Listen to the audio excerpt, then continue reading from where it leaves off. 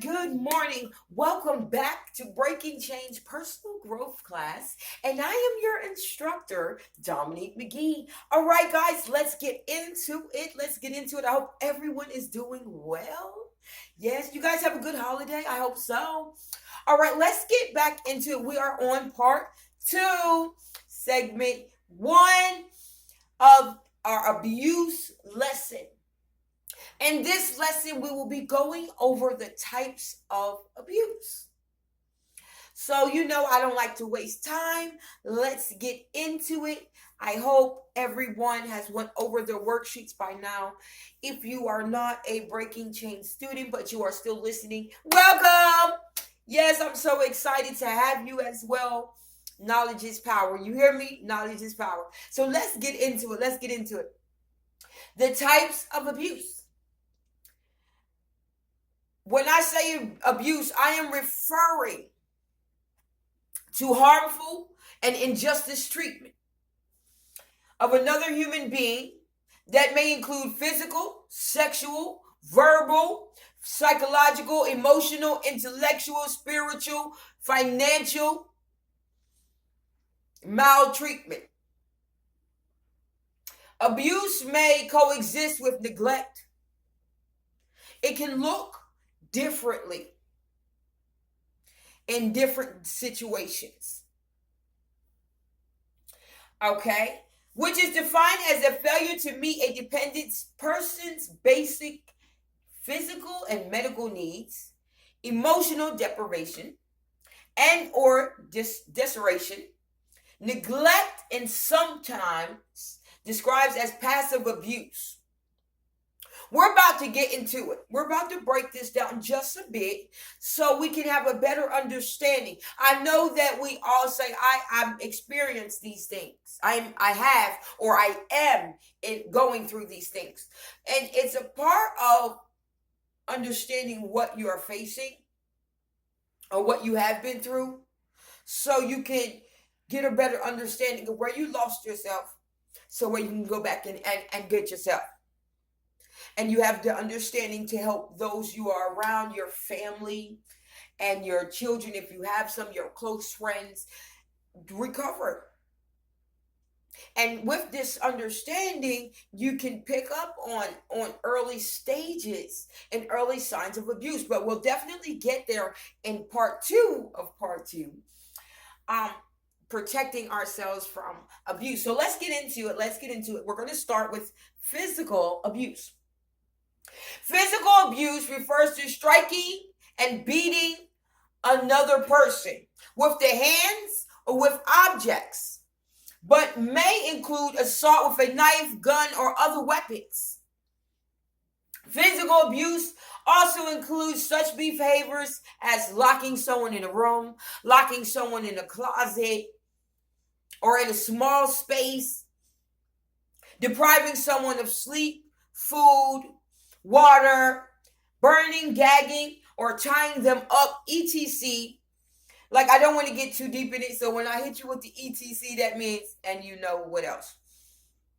Physical abuse to infants may include shaking them, dropping them on the floor, throwing them against the wall, or hitting them with hard objects,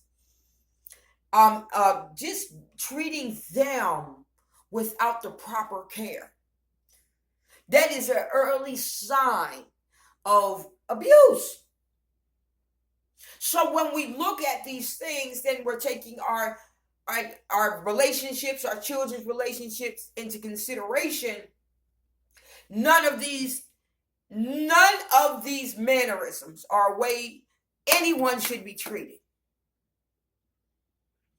Not children, not women, not men. I'm pretty sure we don't enter into each other's lives to mishandle and mistreat each other with this type of disrespect and harm. Shall we go on to sexual abuse? Sexual abuse refers to inappropriate sexual contact between a child or an adult and someone who has family, someone who is maybe family or a professional authority over someone, Sexual abuse may include verbal remarks, fondling or kissing, or attempting to complete intercourse. Sexual contact between a child or a biological relative is known as incest. Although some therapists extend the term to cover sexual contact between a child and any entrusted caregiver, including relatives by marriage. Girls are more likely than boys to be abused sexually, according to the conservative estimate that 38% of girls and 16% of boys are sexually abused before their 18th birthday. My God, my God. What I want to say here, and this can be sexual abuse within family, sexual abuse within places of employment, sexual abuse within relationships, sexual abuse within authority, people who have authority like churches, leadership. I'm not gonna just throw them under the bus like that. I'm not here to throw punches at anybody, but the truth is the truth. But leadership, these are the types of places where these things can definitely thrive. So when we look at this is inappropriate relationships, inappropriate contact, just things going on in the dark. And those of us who have grown up in these type of situations from back in the day, we have grown up in what happens in this house stays in this house type of situations, or you probably wanted it and you never really got the support, and you were never ever really able to tell about it, and it kind of destroyed you and chipped away at you on the inside. And making this observation, being honest with oneself, that this has hurt me, and this is continuously hurting me throughout my path in life, causing me to behave erratically and irately at times. And when we acknowledge these things, we can take the time and say, okay, I need to work on myself before I can get into another healthy relationship. Or you're withdrawn from love, you're withdrawn from the possibility of a relationship. You'll be enclosed and feel isolated, feel trapped and attacked all the time. This can go many different ways. Like you can go out of control with promiscuity. Sorry guys, I don't like that word, but promiscuity. And it can all be an effect because of the root cause of being exposed to sexual abuse. But being able to understand that it is not your fault, it is nothing you did wrong. Speaking out is not wrong. You have the right to stand up for yourself and for your children. And even if you're going back for yourself as a child, you have the right to stand up and speak out on this injustice, on this harm that has been caused upon you and your life. And to also work on yourself to pick up the pieces to restore yourself. You may not be put back together the way you were before, but I guarantee you that you can put yourself together in the way that you see fit. Let's move on. Verbal abuse. Verbal abuse refers to regular and consistent belittling, name calling, cursing, labeling, ridiculing, judging, blaming. It may include spoken threats, downing, just making you feel broken, worthless. And one of the most difficult forms of abuse to prove. Yes, verbal abuse affects, like the way that it affects you is one of the hardest things to prove. But nonetheless, we're not going to say that the effects are not there, because they are. Being constantly beat down like that throughout life, in our personal relationships, in our families, in our friendships, whatever the case may be, that can take a major toll and a setback on your emotional health and your emotional growth. and your outlook towards people, your outlook towards opening up, your outlook towards life. That's why it is also important to work on ourselves if we haven't experienced any type of emotional abuse, even in children. They need our support. They need us to push them, encourage them, and drive them. Yes, they need to be chastised and taught what is right and what is wrong. But the best that we are supposed to do is to feed their confidence, not tear them down and break them down and tell them they'll never be nothing and they'll never have nothing, because then they grow up to hear these things. And many of us has been through this. You grow up and you continuously hear these things.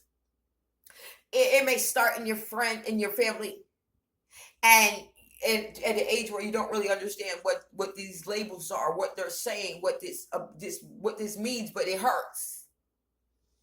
And when you get older and you get into relationships and they start to tell you, you're worthless, you don't mean nothing, you ain't this, you're not that. And it begins to hurt you again. You begin to break because now you understand. And now you begin to internalize this and accept it as if that is true. I am nothing, I am worthless. And then you begin to overexert yourself, breaking yourself down more and more and more, giving yourself to others to be accepted, to be approved. And more, you are denying yourself. That is not it. You are special. You are worth it. You are loved. You in your own. You are perfectly imperfect. All of us are. Don't let the outside world disrespect you and tell you that you are not enough. Be wise enough and have enough understanding that you are you, baby. And nobody else can do it like you and be you. Nobody else can bring to the table what you bring to the table. So, with that being said, we're not going to give anybody the right or the authority to come into our life and talk to us and handle us in ways that, hey, I don't give you the authority to break me. I don't give you the authority to abuse me. I don't give you the authority to hurt me. Dismiss. You got the power to dismiss. You got the power to remove yourself. What you say? Huh? Oh, okay. No, I'm not with that. That's not it. I didn't come here for that. I didn't sign up for that. Now, granted, you're going to have hard times and situations where you might say some things that you didn't mean, and some things may be said to you that they didn't mean by people you love in certain situations. That's why it's important to have communication and a solid understanding. A lot of us pour so much of ourselves and who we are and what we've been through into other people, and that ends up turning around and being the ammo that they use to throw at us, and that breaks us emotionally. And it stops us from getting close to other people. It stops us from opening up and asking for help or telling someone how we feel. And it can go a lot of ways when we go deeper into this emotional abuse and acceptance of the emotional abuse, verbal abuse. Emotional and psychological abuse.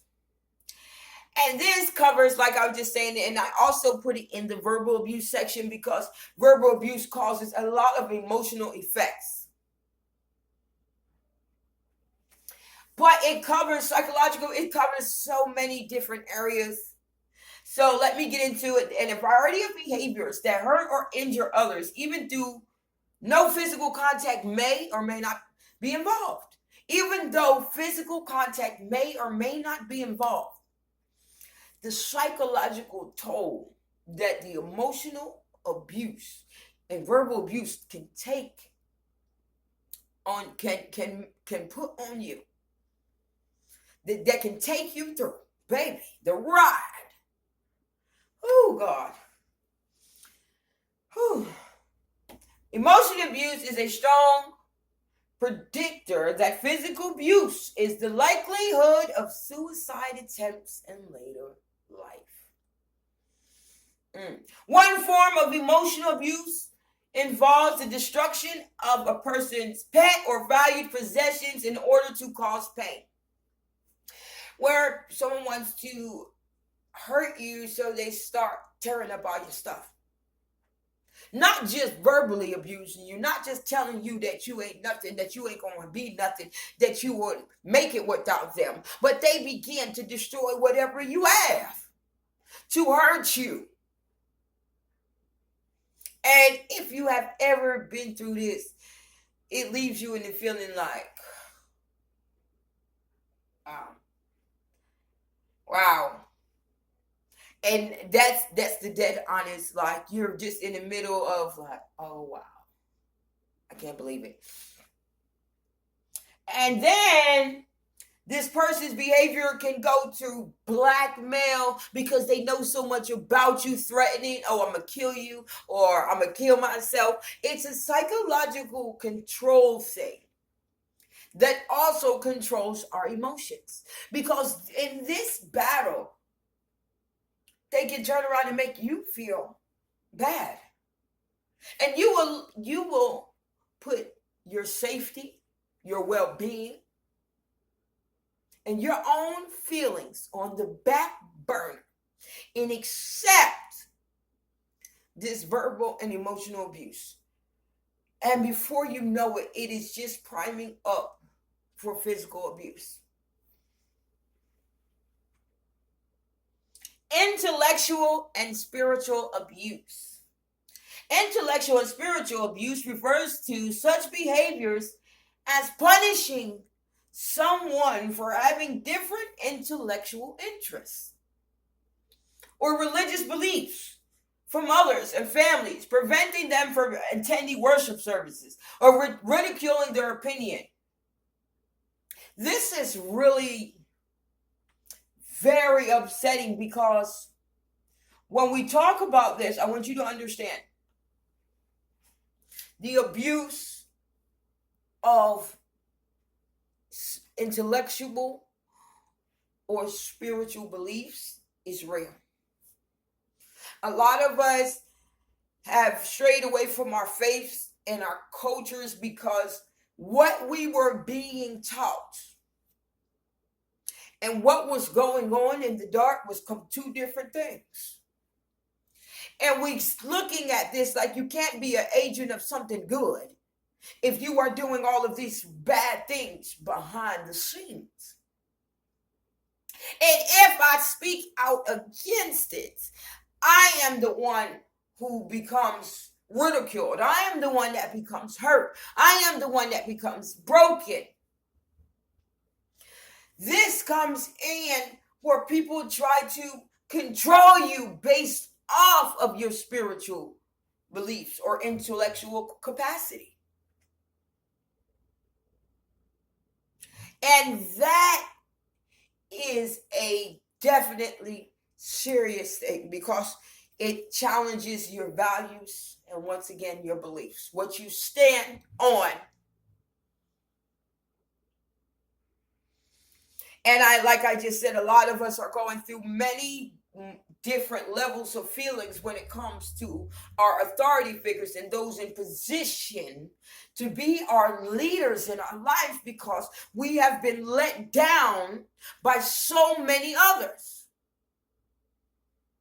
So it seems really hard to accept someone really coming to do the right thing, somebody really coming to care and not abuse or hurt you or manipulate you in any way. Being aware of the possibility that just because this person is in a position of authority does not keep them from the capacity of doing wrong or committing evil acts.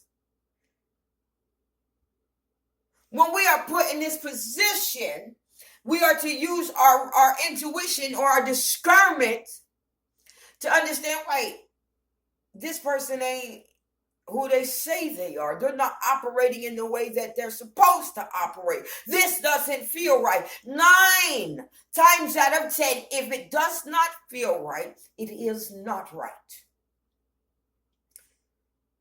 This is what I'm getting into: fraud, coercion, or force. But before I get into that, let's get into financial abuse. Financial abuse involves controlling a victim's ability to acquire, use, or maintain financial resources. Those who are victimized financially may be prevented from working, or may be working for a minimum or a beyond I'm talking about a beyond low wage,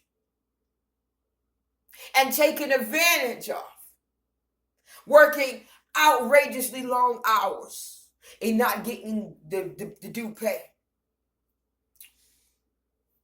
not being able to work because it may advance you in a financial way that the people in your life are not willing to allow you to go. Because if you became independent and financially stable, you would have no need for them. So if they can control your movements in this sector, they can control how you advance. If they can control you, converse you, force you into a fake opportunity. I want to give you this, not even in the life or in the street game. In my modeling career and in my acting career early on, I was just really excited. Like, yeah, I'm getting out there. Yeah, I'm going to do all these great things. And these opportunities start to come in.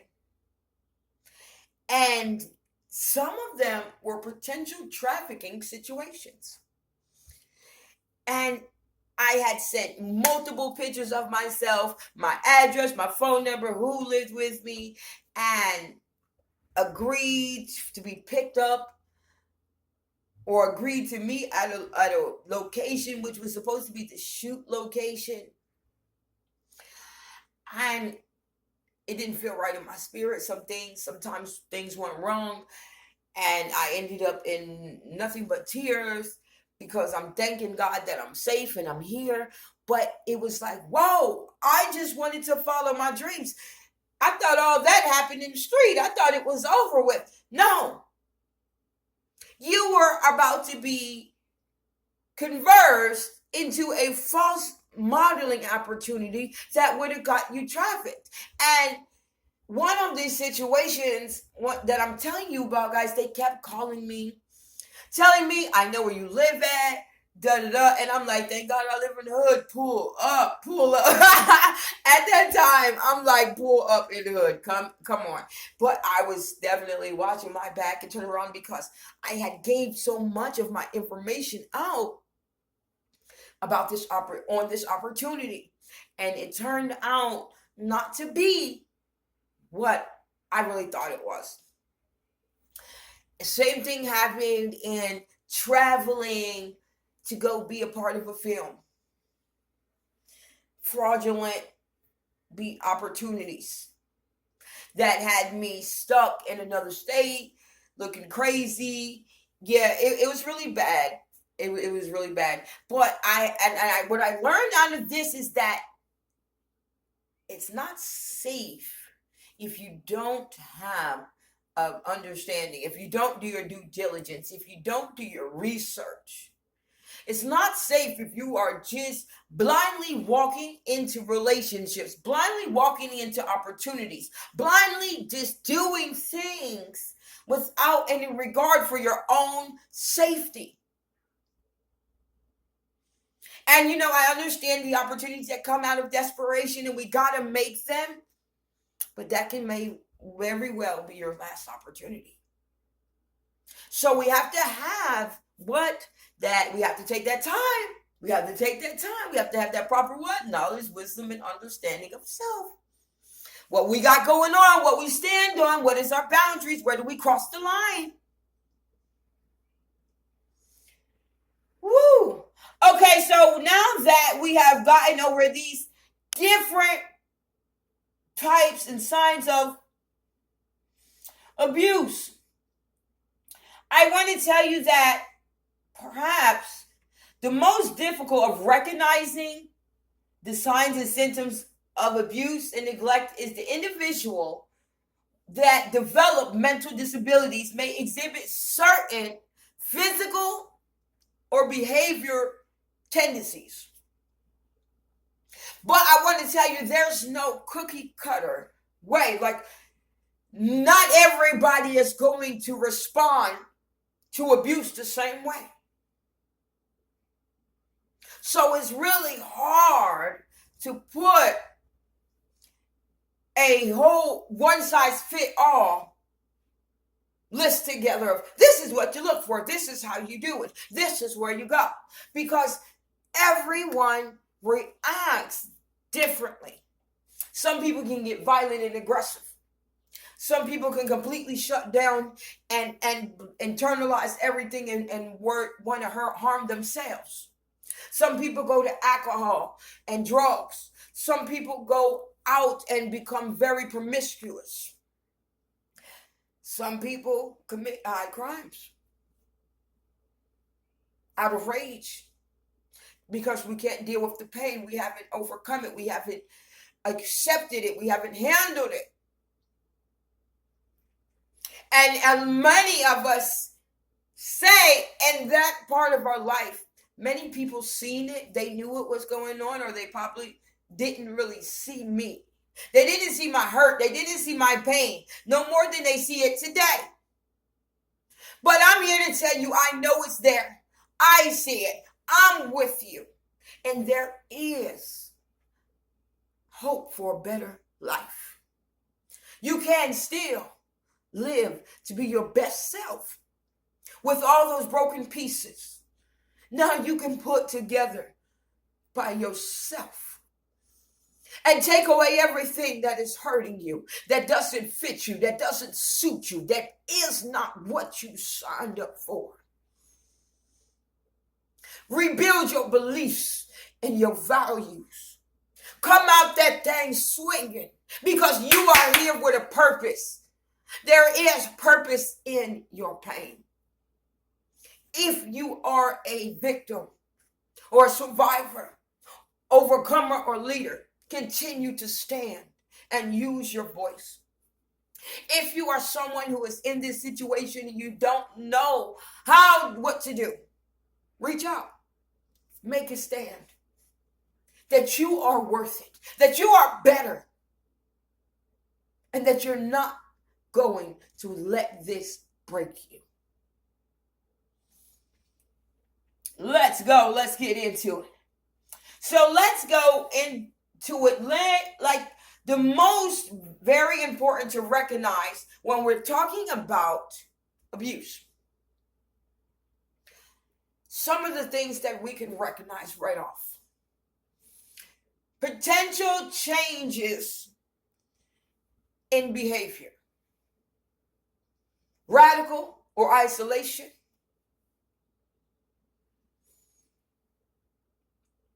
Or health. Particularly those who are not associated with any type of previous or prior disability.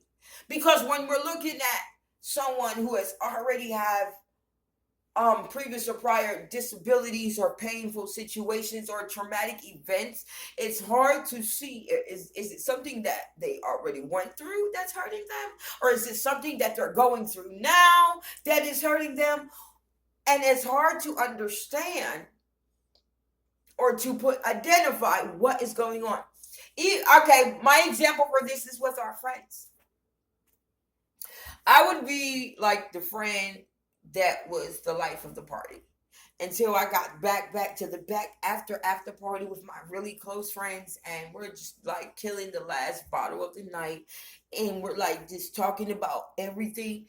And I start bust out crying, and I'm going through all these changes, and they're like, no, not the strong friend. Man, she's breaking down. What is really going on with her?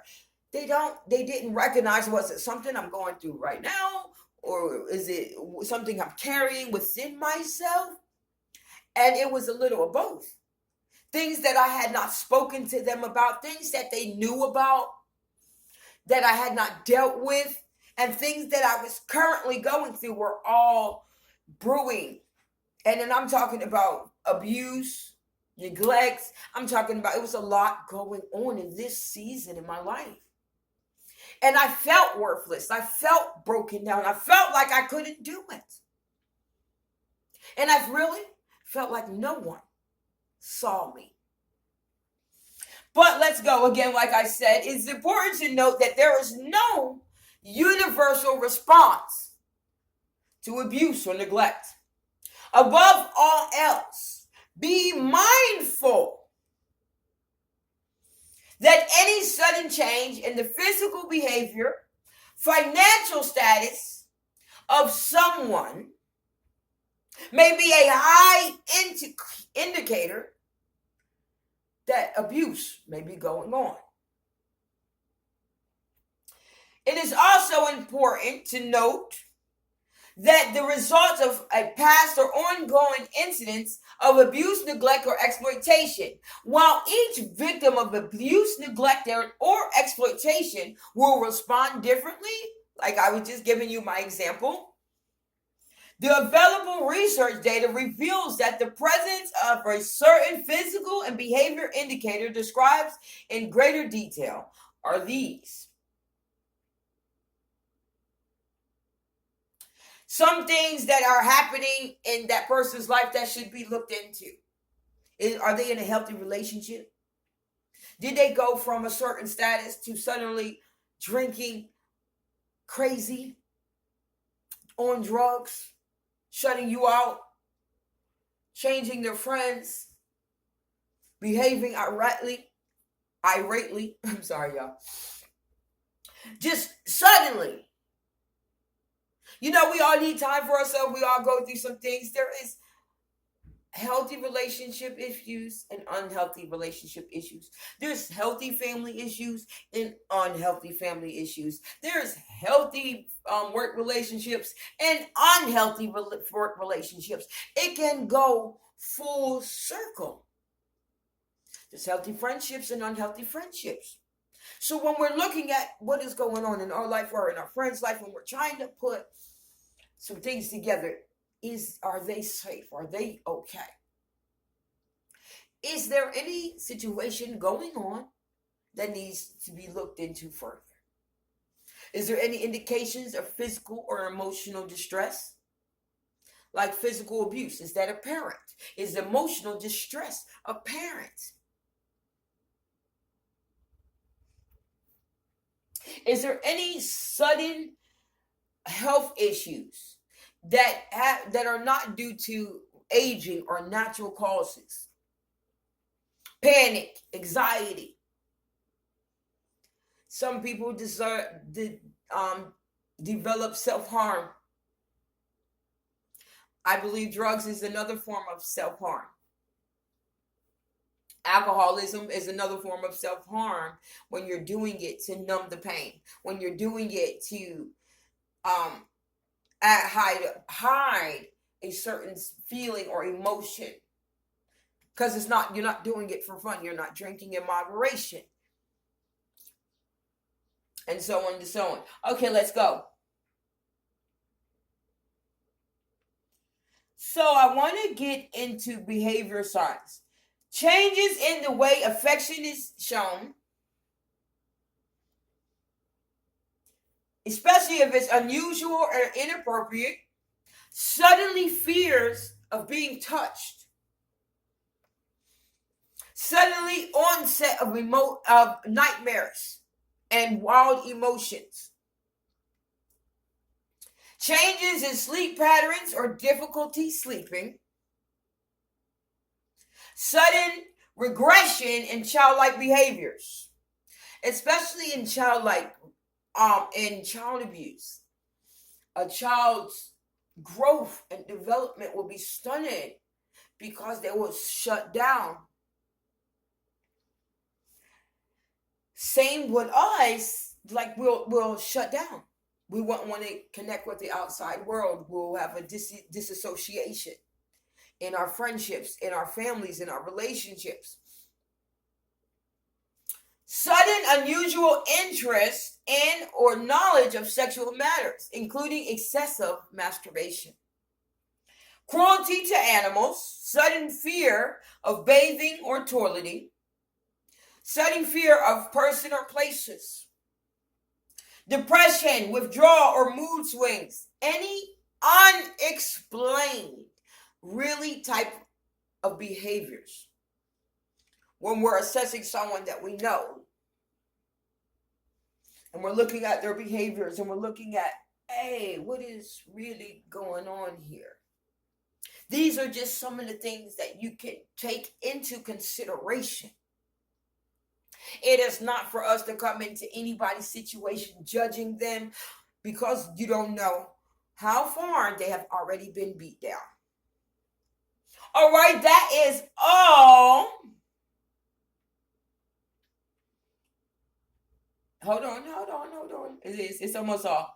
Okay, number of factors may be difficult in identifying abuse, neglect, and exploitation of a person with developmental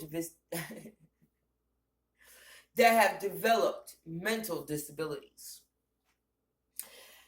Person does not recognize abuse or exploitation. In order to let someone know that they are being maltreated victims, they must know that they are what? A victim. Well, that is it for part 2. Part 1. We will be back after this short break with identifying some factors in abuse. And then I will take it a step further in why self-care is important on the early stages, in the early experiences of abuse, because the harm it can lead when it goes into human trafficking. All right, I'll see you guys in a minute. Take the short break now.